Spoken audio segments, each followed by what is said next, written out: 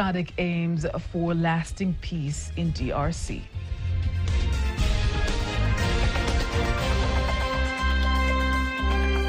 We still remain resolute in our endeavor to see that the African solution bear fruits more than any other solutions outside our region.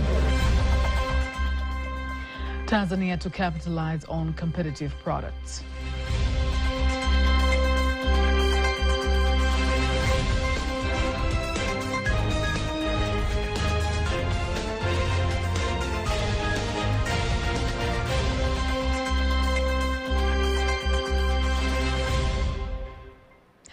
Good evening, I am Faitha Ngaga. You can also follow us live via our YouTube channel, TVC Online. Also, get all the latest news through our Instagram, Facebook, and X pages at TVC Online. The Minister of Foreign Affairs and East African Cooperation, Ambassador Mahmoud Thabit Kombo, says the Southern African Development Community, SADC, remains assertive that African solution to conflict in Eastern DRC stands a better chance to deliver lasting peace than any other solution brokered by other non-African nations. Ambassador Kombo made the remarks during the opening of the 27th meeting of the Ministerial Committee of the SADC organ of Politics, Defense and Security in Dar es Salaam, insisting African solutions to every African problems. Nasser Kingu attended the opening and has prepared the following report. The meeting is attended by ministers, permanent secretaries, and high-level government officials from security and defense agencies. Tanzania as the chair of the organ and host of the meeting. It is my distinct honor and privilege to declare this 27th MCO officially open. The Minister of Foreign Affairs and East African Cooperation, Ambassador Mahmoud Thabit Kombo, stresses on African solutions to every African problem. While knowing fully that there are other ongoing efforts from beyond the continent that strive to address the existing challenges in Eastern DRC, we still remain resolute in our endeavor to see that the African solution bear fruits more than any other solutions outside our region, and that these solutions are sustainable in line with our mantra, which is Africa solutions to our own African problems. He further welcomes the SADC Electoral Observation Mission to come and observe Tanzania's general election to be held in October this year. We warmly welcome the deployment of the SADC Electoral Observation Mission, SEO, to observe the process, and I guarantee you that it will run very smoothly in accordance with the SADC principles and guidelines governing democratic elections. On the other hand, the SADC Executive Secretary, Elias Magosi, says it is the time that SADC remains even stronger, affirming SADC's commitment to work on all deliberations to be reached in the 27th MCO meeting and all other earlier ones. That if ever there was a time for solidarity, this is the time. The current geopolitical developments, including rising tariff barriers and declining foreign aid, serve as a serious wake-up call for all of us as a region to continue to stand shoulder to shoulder. As we move forward, honorable ministers, I wish to reaffirm the Secretariat's commitment to implementing decisions and directives emerging from this very meeting and others before it. It has been a historic day for Tanzania today as the 27th meeting of the Ministerial Committee of the SADC Organ on Politics, Defense and Security Cooperation begins here in Dar es Salaam. The meeting that is expected to end tomorrow, and they will come up with new deliberations to ensure peace and stability across the southern part of Africa. Reporting from the International Conference Center of Julius Nyerere here in Dar es Salaam, Nasser Kingu, TVC. Thank you, Kingu, for that report. Deputy Prime Minister and Minister for Energy Dr. Doto Biteko has called upon media outlets to collaborate with the government in educating the public about the history of national heroes, urging citizens to attend Heroes Day commemorations, honoring contributions of all those who sacrificed their lives fighting for the country's independence. Dr. Biteko made the remarks in Dodoma when he inspected the preparations for the special Heroes Day, which is expected to take place tomorrow at the Heroes Stadium and Monument in the Mtumba government city of Dodoma. The guest of honor for the event is expected to be Commander-in-Chief of the Armed Forces, President Samia Suluhu Hassan. Kwa niaba ya kamati ya maandalizi ya maadhimisho ya siku ya mashujaa. On behalf of the organizing committee for Heroes Day celebrations, I would like to call upon all citizens residing in Dodoma, as well as those from outside the city, to participate in large numbers in this important event. Let us make this a day for all of us, a day to honor and remember our fellow Tanzanians who stood up for our nation.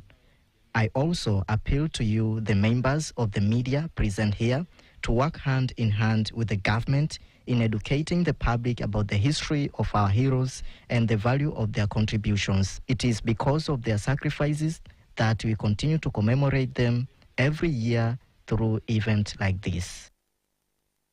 Leading up to Heroes Day, various activities are planned, including lighting of a Heroes commemorative torch. In other news, the Tanzania People's Defense Force, TPDF, has reaffirmed its commitment to bolstering military and security ties with China. Lieutenant General Salum Haji Othman, the TPDF Chief of Staff, underlined the strength of this relationship at a commemorative event organized by Chinese Embassy in Dar es Salaam recently, pointing at a deepening strategic alliance.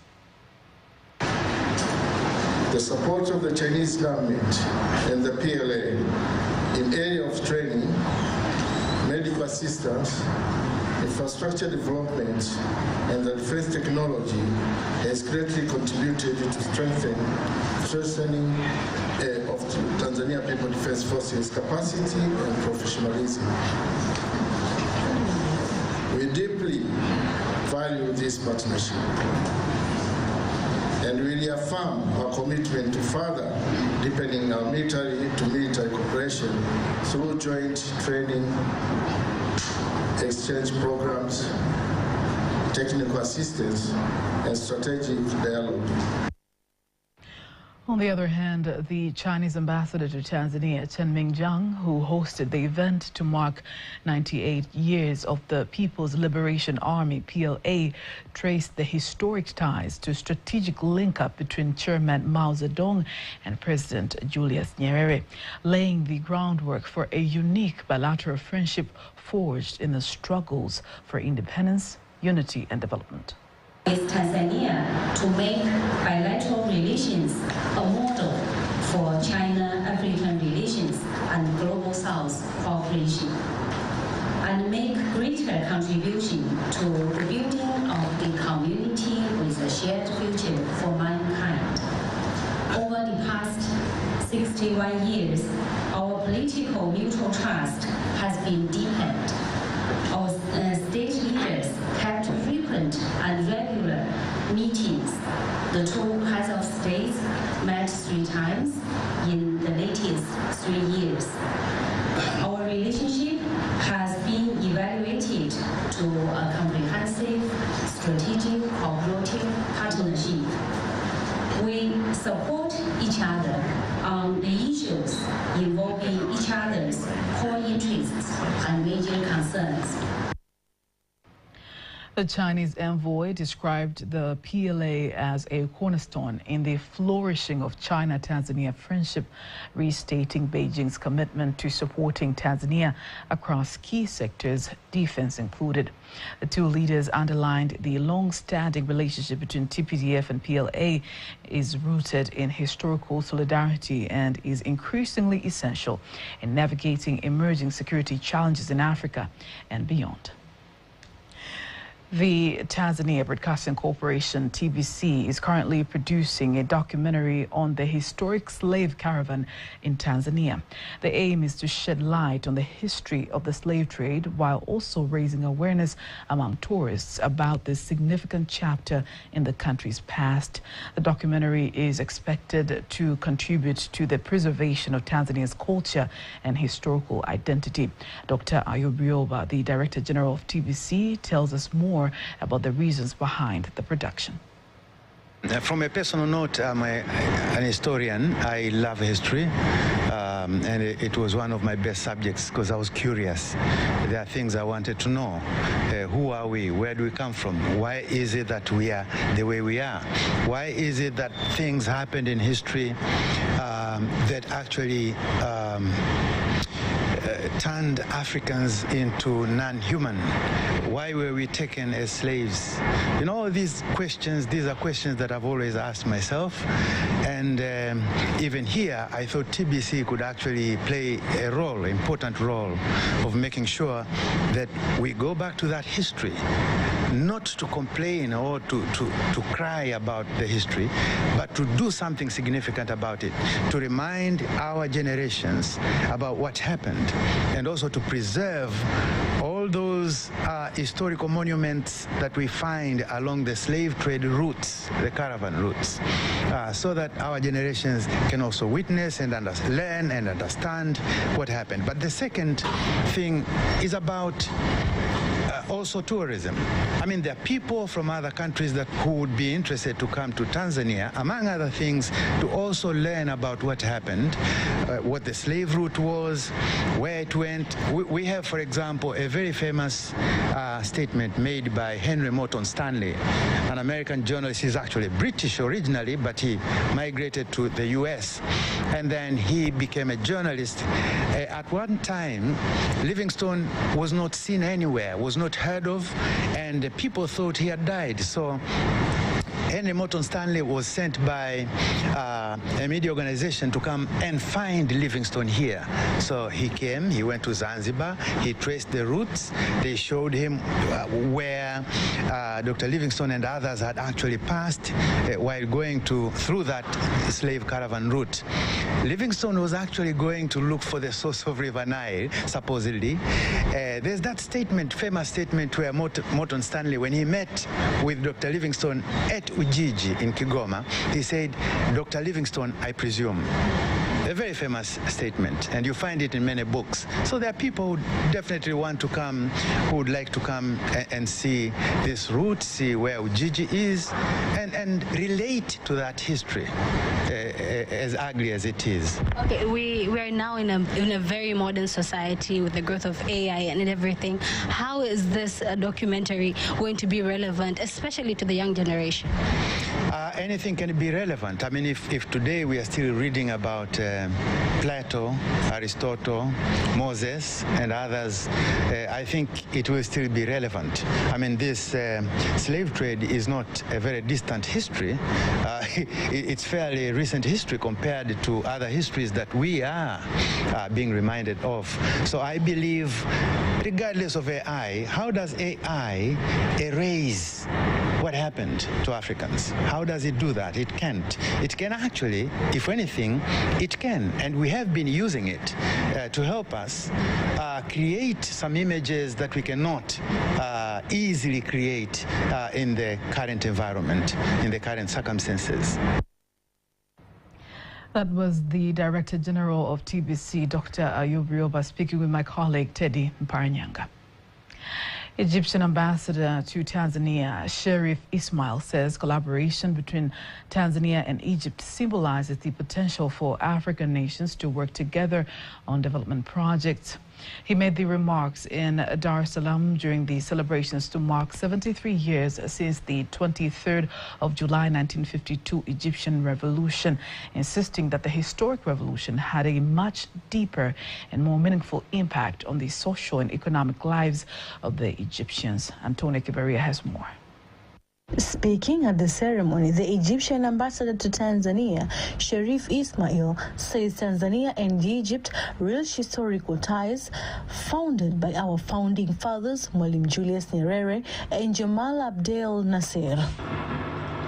Egypt and Tanzania overall share the same values and views towards the majority of regional and international events and topics, inclusive of the well-being, security, and prosperity of Africa.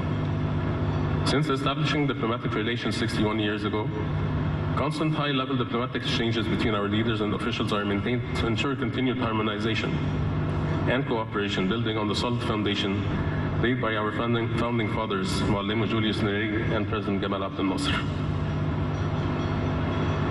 In the embassy premises, we are proud to display a quote said by the late President Gamal Abdel Nasser in his visit to Tanzania in September 1966, which, to my view, sums up the bilateral relations binding our two countries. It reads, and I quote,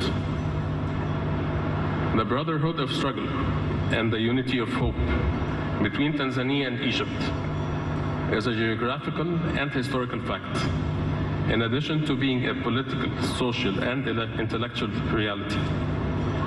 The convergence and interaction of facts in our relations does not only link the past with the present, but extends the bond to the land and to the human being, opening the door of the prosperous future at which we stand with a free will to our people of both countries." End of quote. He further elaborates at how Tanzania and Egypt are committed to strengthen the bilateral cooperation in the exhaustion of energy projects. That in March 2025, the Egyptian joint venture company, entrusted with the construction of the Julius Nyerere hydropower plant, had completed all works of this Tanzanian mega dream project of clean power generation from renewable sources. This partnership between Egypt and Tanzania is indeed symbolic and serves as a model to what African cooperation can be. In Egypt, we highly commend the leadership of the six-phase government of Tanzania and applaud the launch of the Vision 2050, and before that, the launch of the Initiative of Clean Cooking Energy. I am privileged to convey Egypt's readiness and willingness to partner with Tanzania, both at government and business levels, to realize more of its development requirements, and to continue to cooperate in all sectors, existing and new, to exchange experiences, build capacity, and realize real development and prosperity. On the other hand, the Minister of Foreign Affairs and East African Cooperation, Ambassador Mahmoud Thabit Kombo, elaborates how the bilateral relations between Tanzania and Egypt is of great importance for our mutual benefits. As we celebrate the 73rd anniversary of Egypt Revolution, we here in Tanzania are also very proud of the excellent ties that so happily exist between our two sisterly countries. Indeed, our two countries share a deep and historic friendship, one that dates back to the pre-colonial era through trade, cultural exchanges, and shared values. These ties were later strengthened by founding fathers of our two nations, the late President Gamal Abdel Nasser and late Mwalimu Julius Kambarage Nyerere, who championed a vision of a free, united, and self-reliant Africa.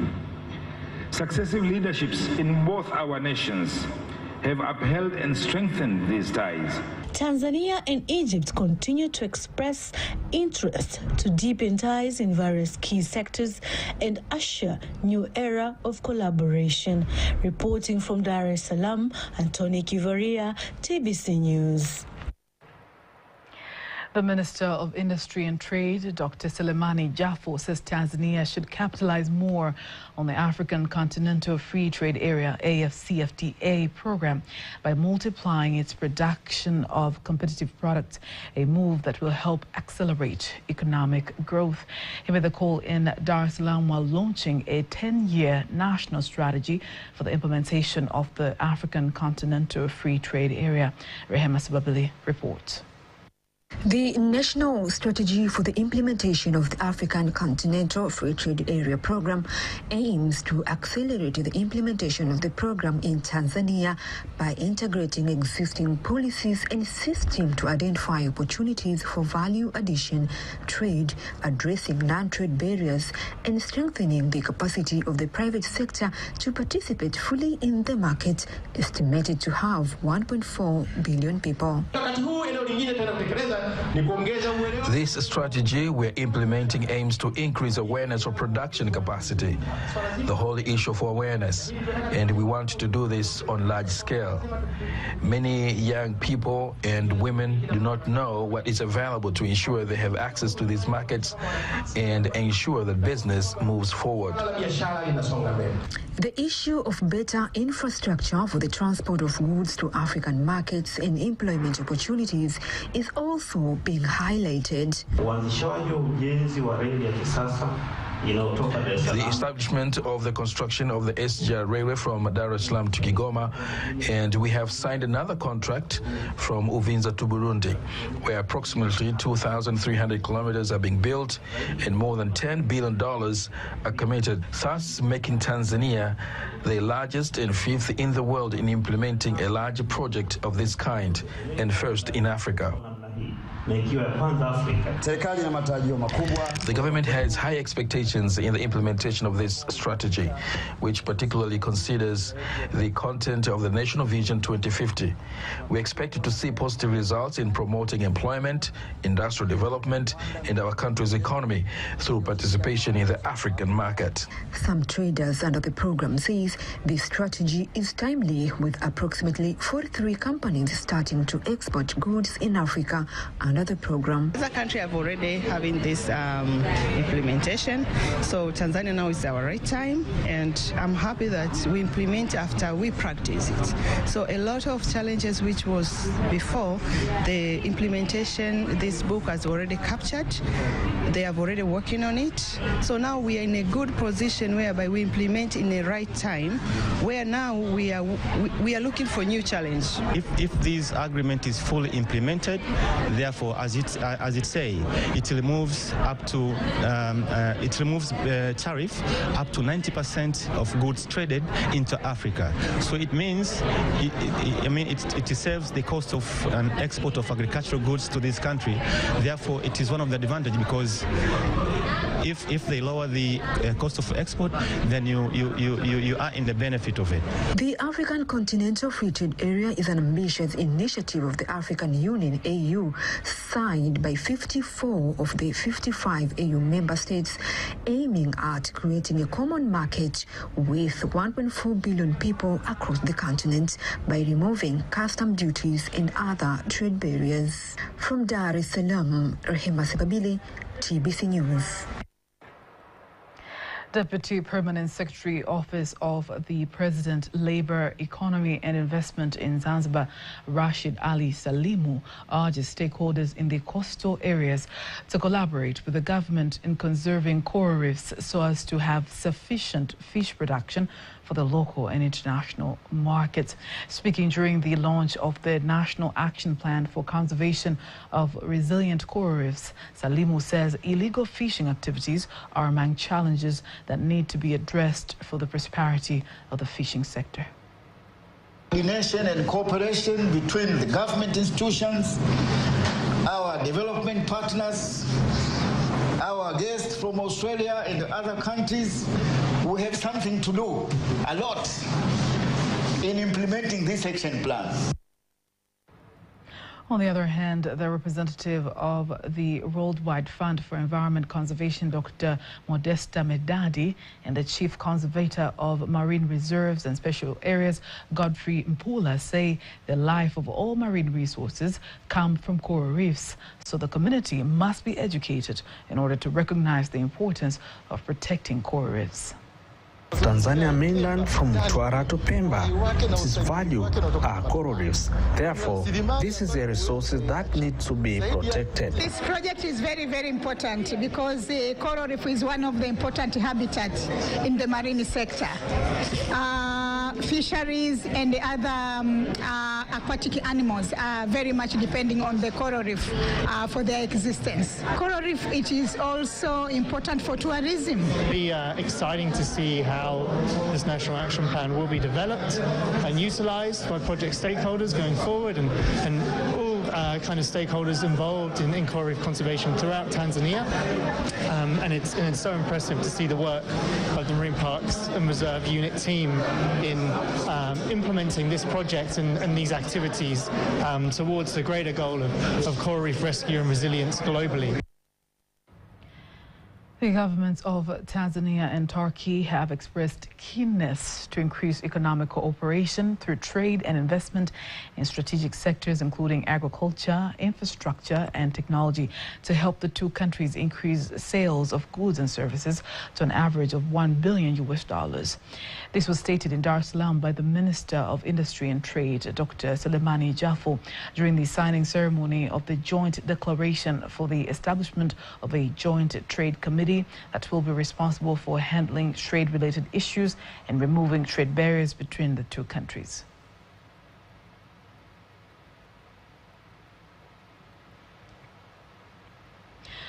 On the other hand, the charge d'affaires of the Turkish embassy to Tanzania says the Joint Trade Committee will be a dynamic platform to remove barriers, promote investments, and unlock new opportunities for both nations. Now, we apologize, we don't have the video for that story. In other news, in our continued segment of Beyond the Ballot today, we take a closer look at the journey of the National Reconstruction Alliance, one among 18 political parties set to participate in this year's October general elections. Caramelo reports.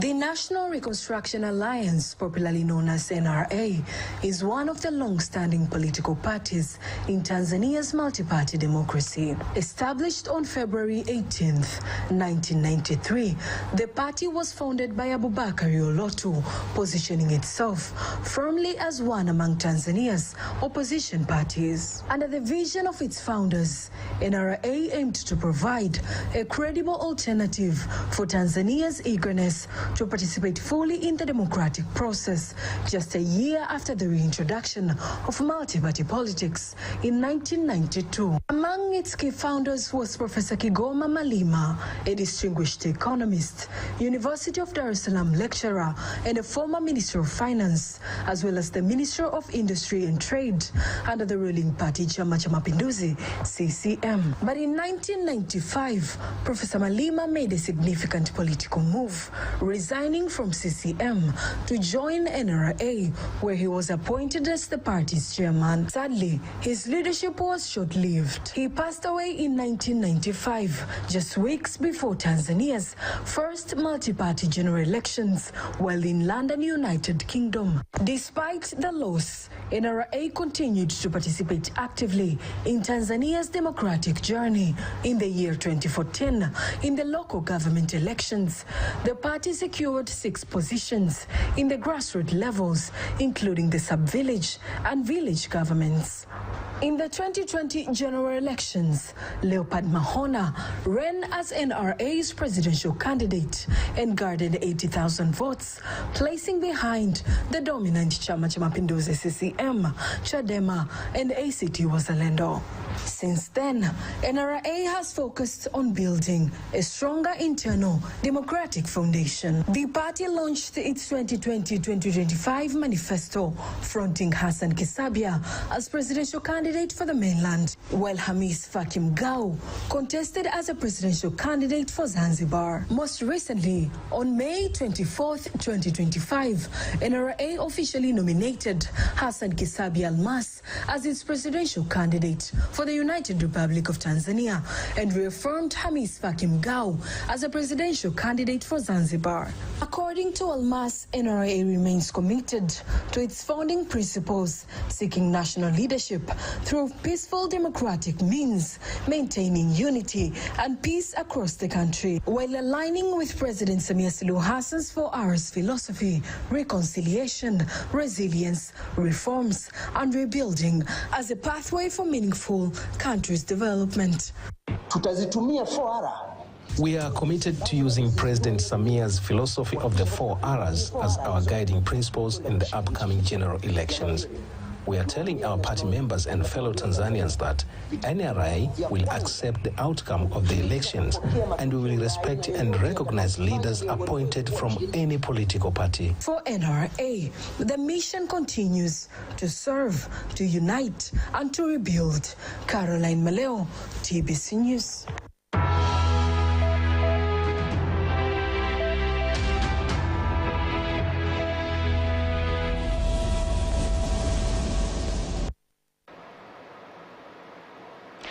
It is time now for sports news. Minister of Information, Culture, Arts and Sports, Professor Palamagamba Kabudi, says the government will award Taifa Stars 1 billion Tanzanian shillings if they lift up the African Nations Championship CHAN trophy for the first time as the tournament kicks off on the 2nd of August at Benjamin Mkapa Stadium. Professor Kabudi believes that the reward will motivate Taifa Stars players to display higher quality of football in the pitch from the opening match to the finals of African Nations Championship CHAN. Mheshimiwa Dr. Samia Suluhu Hassan amehotoa ahadi ya donge nono la fedha. Honorable Dr. Samia Suluhu Hassan has promised to offer 1 billion Tanzanian shillings to the Taifa Stars team if they win the 2024 CHAN Championship. Wapo watafanikiwa kutoa ubingwa wa mashindano haya ya CHAN 2024. And that is all we have for tonight. Don't miss our next bulletin in Kiswahili at 11 p.m. On behalf of the whole team, I am Faith Ngaga. Good night.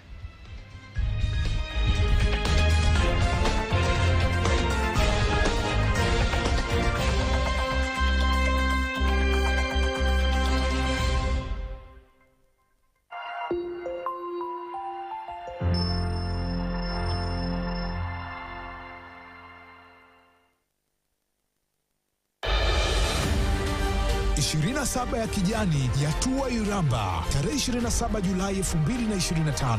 Iramba itakuwa ya kijani. Kampeni ya kitaifa ya 27 ya kijani inatua kwa